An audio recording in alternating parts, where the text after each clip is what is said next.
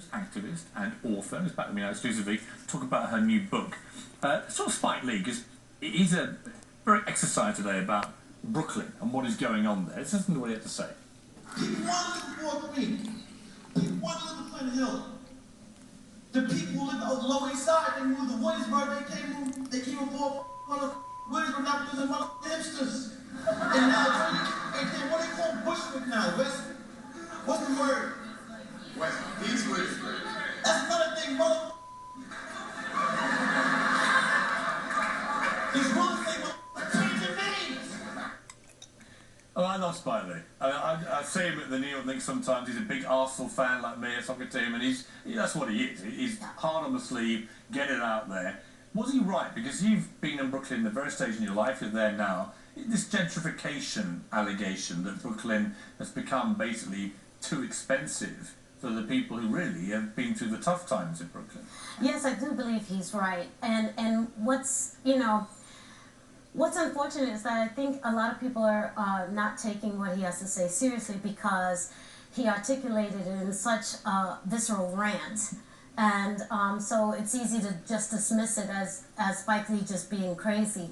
But he does have a definite point, and I think it's right. And I'll say this much. Danny Hawk, he's a great New York performer, and he had a one-man show at the Public Theater. And one of the skits was he played this Dominican guy going to the bodega, and he discovers in the local bodega that he's been going to all his life that they finally have soy milk. And he goes up to the owner and he says, "You have soy milk? My sister needed soy milk since she was born. She's 12. Now you have soy milk? Now you have soy milk." And that's the sentiment. It's like, we weren't good enough? You couldn't help develop the neighborhood and make it better and make it safer then? Why now? And so I understand people's resentment. In the same breath, it is what it is. We're here, we're now. We got to figure out some common ground to come together because there is a lot of tension. And I just think that, it's sad. And, people always say, well, New York always changes. That's true for the city.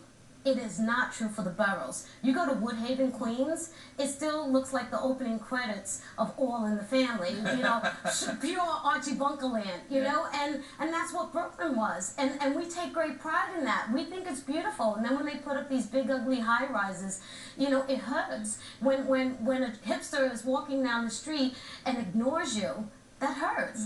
Matter of fact, the polar vortex that just went on, right?